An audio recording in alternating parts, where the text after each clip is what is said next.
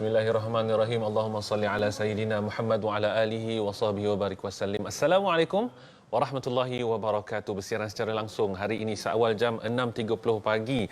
Hari ini 18 Ogos 2022 bersamaan dengan 20 Muharram 1444 Hijrah. Apa khabar penonton sekalian yang menonton secara langsung melalui kaca televisyen maupun yang menonton melalui Facebook TV Al-Hijrah. Jangan lupa like, share, komen di Facebook TV Al-Hijrah. Sekarang ini kita live bersiaran langsung. Ramai sahabat-sahabat kita ada bersama kita. Ada Zainun Hadi, Rafidah Ahmad, Latifah Abu Hassan. Semua mengucapkan Assalamualaikum warahmatullahi. Siti Hajar Ahmad semua ada.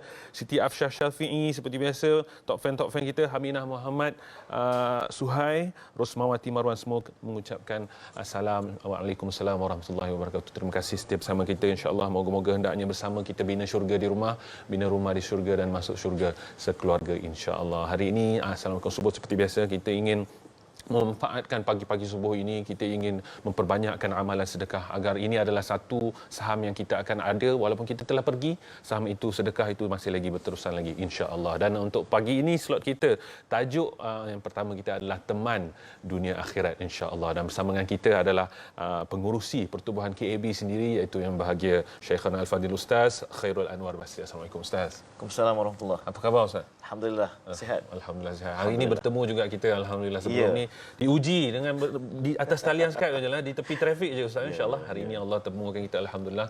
Pada penonton sekalian, insya-Allah topik kita teman dunia akhirat. Kita nak membicarakan tentang Al-Quran itu sendiri adalah teman dunia akhirat. Sebab kalau Allah kata teman ni sebenarnya Ustaz, dalam surah Abasa Allah kata yauma yafirul mar'u min akhi. Pada hari kiamat tu nanti best friend tu lari daripada kita, kita pun lari dari best friend, insya-Allah. Tapi Al-Quran ini tidak, Ustaz. Okay, sebagai permulaan, Al-Quran ini sangat sinonim dengan kita, sehingga kan mak bapak kalau di Malaysia ni daripada kecil-kecil lagi berlumba. Malulah Ustaz kalau tak khatam lagi. Kau dah khatam belum? Dan ada macam kalau lelaki tu bersunat Ustaz. Tapi kalau khatam Al-Quran ni kata kau dah khatam belum? Baru juzuk. Malulah kau ni anak siapa kat situ. Dan dia masih lagi, alhamdulillah, semua sehingga kita semua mesti ada menanamkan diri sekurang-kurangnya khatam sekali. Tak kira banyak Ramadan lah, tapi baru khatam sekali. Mungkin sebagai permulaan, boleh Ustaz terangkan sebenarnya Al-Quran tu kenapa sebenarnya masyarakat kita Melayu sangat pentingkan Al-Quran tu sendiri, fungsi Al-Quran kepada manusia, dan apa sebenarnya yang sepatutnya Al-Quran tu bawa kepada kita semua, Ustaz. Okey, bismillahirrahmanirrahim. Assalamualaikum warahmatullahi wabarakatuh. Waalaikumsalam warahmatullahi. Cerita tentang Al-Quran ini ia macam yang dikatakan tadilah, dia sangat sinonim dengan orang Islam, terutamanya masyarakat Melayu Islam di Malaysia lah. Dan dia sebati dalam kehidupan kita. Baca Quran ni dah jadi macam satu KPI lah. KPI, prerequisite lah kan. Kalau orang Islam, macam kita sebut tadi, ibu bapa memang akan hantar anak-anak belajar Quran lah. Macam mana tahap pendidikan, tahap keuangan, tahap ekonomi sosial dan sebagainya. Anak-anak ni pendidikan Al-Quran adalah pendidikan yang pertama dalam kehidupan kita kan. Hantar dekat sekolah nak baca daripada mula Iqra. Kalau zaman-zaman saya dulu baca Muqaddam. Lepas tu pindah surah, lepas tu pindah kita panggil Quran besar. Quran besar Kalau Muqaddam ni juzuk amma. Quran besar ni mula daripada Al-Fatihah sampai juzuk 30 lah kan. So setiap hari diajar supaya kita membaca Al-Quran, kerana Al-Quran ni satu benda yang sangat dekat di hati kita sebagai orang Islam. Dan daripada perkataan Quran itu sendiri, maksud secara asasnya adalah sesuatu yang dibaca. Sesuatu yang dibaca. Maksudnya apa? Sama ada secara sedar ataupun tak sedar, hidup kita ni penuh dengan pembacaan Al-Quran. Kalau kita tengok hari-hari, contohnya kita berdoa, kan? Rabbana atina fid dunya hasanah wa fil akhirati hasanah.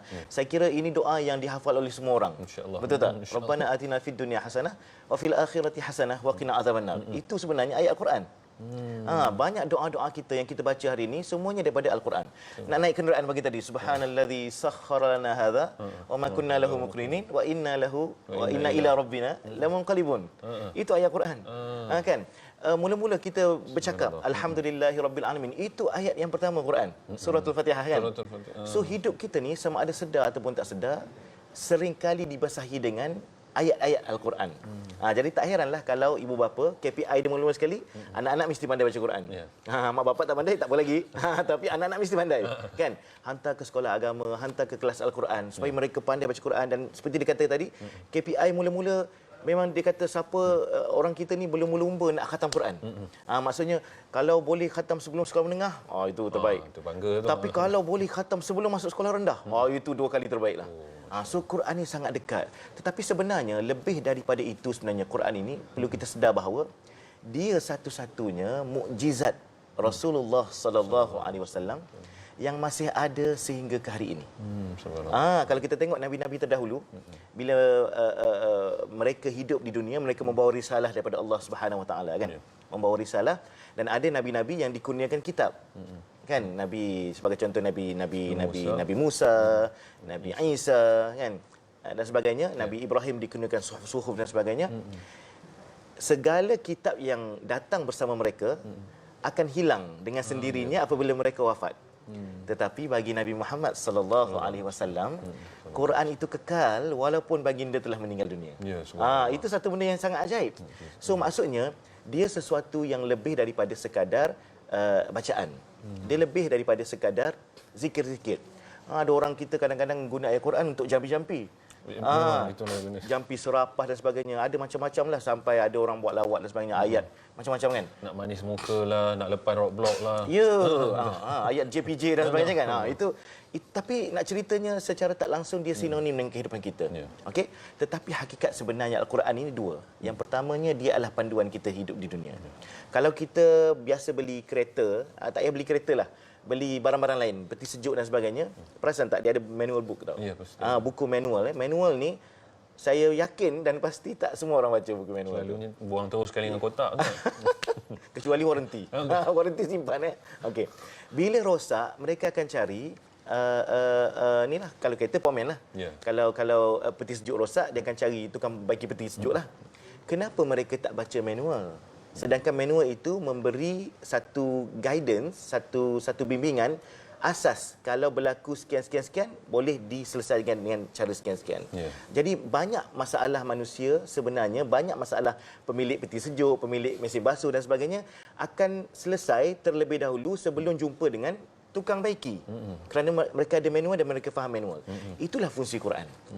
Banyak masalah manusia sebenarnya boleh selesai apabila mereka faham Quran tanpa perlu pergi lebih jauh lagi kepada pemilik Al-Quran itu. Bukan kita kata jangan pergi pada Allah Ta'ala, bukan. Tapi nak ceritanya, semuanya sudah diletakkan dalam Al-Quran sebagai bimbingan. Sebab itu dikatakan Quran ni bila turun kepada Nabi Muhammad sallallahu alaihi wasallam, okey, sebanyak 6236 ayat dalam susunan 30 juzuk, kan, 114 surah. Segala permasalahan manusia ada terkandung di dalamnya. Tinggal lagi kita nak baca, hadam, faham dan ambil apa yang ditunjuk ataupun tidak. Itu saja. Jadi maksudnya bukan sekadar untuk dikhatam, bukan sekadar untuk dibaca, tapi dia adalah bimbingan. Dan semakin orang dekat dengan Quran, rupa-rupanya ada banyak benda yang boleh kita ambil yang menyelesaikan masalah kita. Bukan sekadar, kadang-kadang saya tak setuju, kadang-kadang orang dia ambil mudah, kan. Contoh, ada orang ajarlah buka Quran kalau ada masalah, malam ni tidur, kan, tidur, esok pagi buka Quran, selak halayan pertama, itu penyelesaian. Bukan begitu. Ini dah macam cabutan betul. Ya, main tikam-tikam, kan. Bukan begitu. Tapi kita kena faham maksudnya, kita kena faham perbahasan ulama'nya, kita kena faham apa sebenarnya yang tersurat dan tersirat daripada Quran. Maka apabila begitu, kita akan rasa seronok baca Quran dan sampai kepada tujuan yang last sekali. Quran ni ialah untuk memberi syafaat kepada kita di akhirat. Itu yang kita nak. Kan? Sebab tu Nabi sebut, Iqra'ul Quran fa innahu ya'ti yaumal qiyamati syafi'an li ashabi. Bacalah Quran. Kerana Quran itu akan datang pada hari akhirat memberi syafaat. Inilah ultimate objektif Quran tu, antaranya diberi kepada kita untuk menjadikan kita selamat bukan saja di dunia dalam konteks manual tadi, tapi juga di akhirat dalam konteks syafaat kepada para pembacanya. Dalam masa banyak hidup, banyak dosa ni sendiri kat dunia ni pun tak ikut manual. Kat akhirat nanti yang tak ada pula nak menyelamatkan, masya-Allah. Ustaz, mungkin Al-Quran ni kalau kita nak faham, sebab ianya bahasa Arab, pasti kita kena memahami bahasa Arab. Kalau lah kata nak faham buku cerita, kena juga faham buku cerita, Ustaz. Apa cara mudah, Ustaz, mungkin untuk nak memahami Al-Quran ni, Ustaz? Memang kalau kita nak faham Quran, kena belajar bahasa Arab lah. Kerana Quran diturunkan dalam bahasa Arab. Tetapi zaman moden sekarang ada banyak cara untuk faham Quran dengan cepat. Kita panggil apa? Bukan work hard, work smart. Sebagai contoh, saya pujilah TV Hijrah ada rancangan Quran kan, My Quran Time dan sebagainya, itu salah satu cara pintas alternatif untuk faham Quran. Maksudnya mungkin kelemahan kita dari sudut bahasa, tetapi dalam konteks memahami kadang-kadang tak perlu sampai ke tahap untuk faham bahasa terlebih dahulu, bukan kata tak payah langsung, tapi dengar pengajaran, masuk kuliah ilmu, baca buku. Sekarang banyak YouTube video-video dan sebagainya kan, bercerita tentang isi Quran. So perkara-perkara macam ni lah, usaha-usaha macam ni lah yang menyebabkan akhirnya kita boleh faham Quran. Kalau tak banyak pun sedikit demi sedikit, dan kita tergolong dari kalangan orang yang cuba untuk belajar Quran yang disebut oleh Nabi, khairukum man ta'allamal Quran wa 'allama. Sebaik kamu ialah orang yang belajar Quran dan mengajar kepada orang lain. Subhanallah, tu yang kita nak tu semua. Betul dah, ultimate objektif kita datang ke bumi ni. Rugi belajar tinggi-tinggi, Quran tak pandai baca. Baik, kita nak berhenti berehat seketika Ustaz, insya-Allah. Kembali semula selepas ini insya-Allah. Hanya di Assalamualaikum subuh insya-Allah.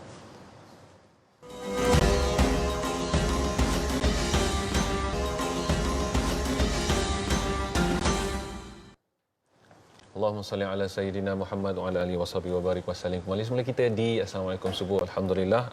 Topik kita motivasi hufaz, tajaan program dan buku insya-Allah, dan kita masih lagi bersama dengan pengurusi pertubuhan KAB yang bahagia Ustaz Khairul Anwar Basri. Ustaz, tadi Ustaz ceritakan bagaimana Al-Quran itu sendiri kesannya sangat besar dalam hidup kita.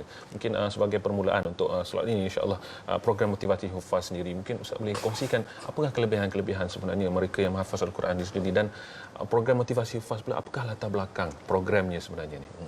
Okey, cerita tentang hafaz Quran ni, kalau tanya saya, kita boleh bercakap dengannya satu hari satu malam tentang kelebihan-kelebihan menghafaz Al-Quran. Dalam hadis Nabi SAW, dalam Al-Quran Karim sendiri diceritakan banyak kelebihan. Usahakan kata menghafaz Quran. Membaca Quran itu pun dah pelbagai kelebihan yang akan kita perolehi. Saya selalu simpulkan kelebihan dia pada 4 tempat. Yang pertama di dunia, yang kedua di dalam kubur, yang ketiga di padang mahsyar, yang keempat di dalam syurga. Di dalam syurga. Sampai ke dalam syurga pun masih. Kalau kita dengar hadis-hadis Nabi SAW, cerita tentang amalan-amalan ahli syurga, amalan ahli syurga, tidak ada lagi amalan-amalan seperti solat, sedekah, zakat, haji, umrah dan sebagainya dalam syurga. Tetapi ada satu amalan yang masih dibuat oleh ahli syurga, iaitulah membaca Al-Quran. Subhanallah. Sehingga kan diceritakan dalam hadis Nabi, orang yang baca Quran yang akan diseru untuk membaca Quran dan disuruh mendaki, naik lagi ke dalam syurga itu sehingga ke tingkat yang paling tinggi, ke tempat terakhir ayat yang dibaca di dunia. Maksudnya makin banyak kita baca Quran di dunia, makin tinggi tempat kita di hari akhirat, di dalam syurga, kan? So sebab itu dalam setengah-setengah kadang-kadang kita dengar tutup guru mengajar, dia kata ahli syurga ni kadang-kadang mereka sesama mereka kagum-mengkagumi. Kerana apa? Kerana ada yang duduk di tingkat level 1, ada yang duduk level 10, ada yang duduk tempat suite lah apa benda kan. Kan kita kata penthouse. Apa amalan-amalan mereka? Salah satu daripadanya ialah orang-orang yang rajin membaca Al-Quran di dunia. Tempat mereka sangat tinggi dan sangat menarik serta sangat selesa melebihi tempat ahli-ahli syurga yang lain. Ini antara kelebihan lah. Itu sebab kita kata kalau kita kata nak cerita tentang kelebihan Quran ni memang sangat banyak. Sebab itulah kita katakan tidak hairan kalau hari ini ramai orang mengejar-ngejar untuk menghafaz Quran. Jadi kalau kita tengok dalam industri, quote-unquote industri hafaz Quran ni, saya tengok ada 3 bidang yang utama. Yang pertama infrastruktur, bangunan, sekolah dan sebagainya. Yang kedua makan minum serta makan minum dan sara hidup pelajar-pelajar tahfiz. Okey. Dua keadaan ini ramai orang yang faham dan nak menyumbang, nak menyokong, nak support kan. Bangunan-bangunan tahfiz dan sebagainya. Kalau kita cerita tentang nak buat mak tahfiz, ramai orang akan berdiri menolong. Kalau nak cerita tentang pembangunan, contohnya makan minum pelajar-pelajar tahfiz, ramai yang nak menolong. Tapi ada satu lagi elemen yang tak kurang pentingnya, iaitu elemen jiwa. Elemen skills, elemen saksiah dan sebagainya, motivasi. Jadi motivasi hufaz sebenarnya untuk tackle elemen yang ketiga ini. Sebab tu pengalaman saya bila saya dulu menghafal Quran, saya khatam Quran tahun 1998. 98 saya keluar daripada Darul Quran Jakim tahun 1999, Konvo 2000. Sejak pada itu saya melihat ada satu ruang untuk saya sumbangkan kepada pelajar-pelajar tahfiz, iaitulah dari sudut motivasi mereka. Jadi daripada situlah tercetusnya idea untuk buat program motivasi hufaz. Jadi apa program motivasi hufaz ni? saya akan pergi ke sekolah-sekolah tahfiz, sama ada tahfiz swasta ataupun kerajaan, untuk saya bersembang dengan pelajar-pelajar tahfiz. Ya. Kat situ kita akan ceritakan tentang motivasi, kita akan ceritakan tentang kadang-kadang pelajar-pelajar ni dia ada masalah-masalah ketika menghafal. Tapi dia tak ataupun dia segan nak cerita dengan ustaz dia orang kan. Ya, Jadi dalam sesi saya lah dia bercerita, ustaz kalau macam ni macam mana? Kalau macam ni macam mana? Kadang-kadang ada yang kita katakan lemah semangat. Mungkin skill tak ada. Ya. Hafal Quran tahu nak tasmih Hafal, saja. tak dapat Hafal tu dah okey dah, lepas tu tak ingat pula, lupa pula kan. So benda-benda macam ni kita akan isi dalam motivasi hufaz. Sebab tu saya kata kadang-kadang bagi pelajar-pelajar tahfiz ni, kalau bangunannya mungkin tak sempurna, tak siap dan sebagainya, mereka masih lagi boleh menghafal. Kalau makanannya tak cukup, mereka boleh puasa. Tapi kalau motivasinya tak ada, skillnya tak ada, pembinaan dalamannya tak ada, maka kalau bangunan cantik pun, makan cukup pun, mereka tetap akan balik rumah. Tak habis hafal. So, itulah fungsi motivasi hufaz. Jadi saya mengisi lompong itu dan alhamdulillah sejak daripada tahun 2017 kita dah pergi, saya rasa dah ke beratus-ratus mak tahfiz seluruh Malaysia. Alhamdulillah. Dan pernah kita buat program ni di Singapura. Oh, di luar negara, Masya Luar negara. Kadang-kadang kita buat di Malaysia, kadang-kadang ada peserta yang datang daripada Singapura contohnya, tak puas hati. Sebab bila datang dia 2-3 orang je. Lepas tu terpaksalah, jom ustaz kita pergi Singapura, buat kat Singapura. Kerana apa? Kerana lebih ramai lagi peserta kan. Jadi nature dia sebenarnya, program motivasi hufaz ni akan dianjurkan oleh para peserta. Sebab tu sekolah-sekolah tahfiz dan sebagainya mereka akan kontak saya. Ustaz, tarikh sekian-sekian free tak? Boleh datang tak ke sekolah kami? Kita ada program bersama dengan pelajar baru contohnya. So dalam masa 2-3 jam kita akan bagilah. Bukan bagi kan. Maksudnya Motivasi. dalam motivasi. Suntikan motivasi. Ya, kadang-kadang mereka tak pernah terfikir mereka boleh menghafal Quran dengan hanya mendengar. Mereka tak pernah terfikir mereka menghafal Quran dengan membaca. Kadang-kadang ada yang menulis pun boleh hafal Quran juga. Betul. So skill-skill ini saya ceritakan kepada mereka dalam bentuk yang santai, borak-borak, sehingga mereka rasakan bahawa tak boleh jadi ni, aku mesti habiskan hafalan Quran. Dan yang paling istimewa sekali, kita gunakan buku ni sebagai dia punya modul. Buku Travel Hufaz ni, saya tulis berdasarkan pengalaman saya sendiri menghafal Quran. Subhanallah. Tips, the do's and the don't, pengalaman, petua-petua, semuanya ada dalam ni. Dan saya rasa tak keterlaluan kalau saya katakan bahawa bukan saja pelajar-pelajar tahfiz yang teruja bila membaca ni, ibu bapa mereka pun teruja. Ya, kadang-kadang ada yang ibu bapa beli dulu buku ni, ada kadang-kadang pelajar-pelajar dapat buku ni dulu. Dan buku ni melalui program motivasi hufaz dengan tajaan-tajaan daripada penaja, mereka bukan saja mendapat program ini percuma, tetapi juga buku ini juga secara percuma. Itu yang kita nak, supaya manfaat itu dapat disebarluas kepada masyarakat melalui bidang masing-masing. Saya selalu sebut, orang Quran ni, mereka dah dijamin sebagai manusia terbaik oleh Nabi SAW. Macam kita sebut tadi hadis Nabi kan, khairukum man ta'allama al-Quran wa 'allama. Sebaik-baik kamu orang yang belajar Quran dan orang yang mengajar Quran. Tapi ada satu lagi peluang bagi golongan hufaz ini untuk menjadi manusia yang terbaik melalui jaminan Nabi, iaitu apabila mereka dapat memberi manfaat kepada lebih ramai manusia di sekeliling mereka. Khairun nas anfa'uhum linnas, kata Nabi. Sebaik-baik manusia ialah orang yang paling banyak memberi manfaat kepada manusia lain. So dalam motivasi hufaz ni lah kita cerita. Sebab mungkin kita semua ada persepsi bahawa bila kita masuk menghafal Quran ni, keluar kena jadi sekian-sekian, keluar kejayaannya sekian-sekian, betul tak? Betul. Sebenarnya itu tidak tepat.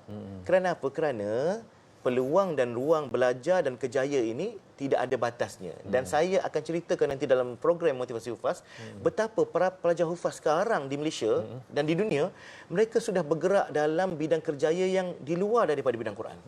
Sebagai contoh, saya sendiri sebagai contoh, bila saya tamat di Darul Quran, saya masuk ke UIA, ambil kos undang-undang. Masya-Allah. Ya, saya grad undang-undang. Lepas tu kerja di bahagian perbankan.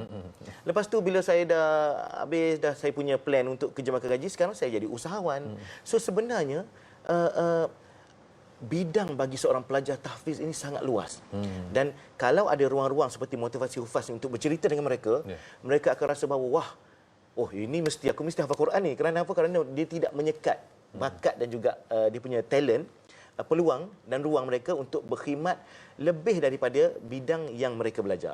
Itu yang kita nak tahu. Itu sebenarnya. Ya. Kita jadi contoh dan juga ikutan manusia di mana-mana ruang dan aspek insya-Allah. Baik, kepada penonton sekalian anda ingin menaja program motivasi Hufaz ataupun beli buku Travelog Hufaz daripada Ustaz Khairul Anwar Basri, boleh hubungi daripada nombor yang tertera di kaca TV anda yang bawah sekarang ni. Cepat-cepat ambil gambar, insya-Allah. Dekat situ bukan saja peluang untuk kita sendiri mendapat pahala, tetapi amalan itu akan berterusan kepada anak-anak Hufaz kemudian yang akan lahir semua, insya-Allah. Terima kasih kita ucapkan kepada yang berbahagia Ustaz Khairul Anwar Basri, pengerusi Pertubuhan KB. Alhamdulillah masa sangat mencemburu kita, insya-Allah.